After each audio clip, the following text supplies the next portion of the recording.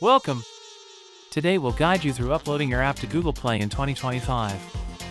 Ready? Let's get started. First, ensure your app meets Google Play's requirements. Check for policies related to app content and functionality. Next, create a developer account. Visit the Google Play console and follow the prompts to set it up. Now, prepare your app's listing. Include a catchy title, detailed description, and relevant keywords.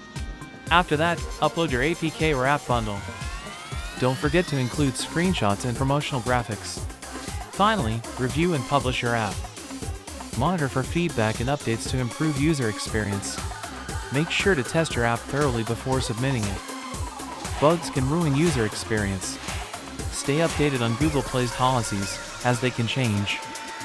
Always align your app accordingly. Engage with your users. Respond to reviews and questions promptly to build a loyal community. Track your app's performance using analytics tools. Adjust strategies based on user feedback. Consider marketing strategies to boost your app visibility post-launch. Word of mouth matters. And that's a wrap. Good luck with your app, and remember, keep evolving.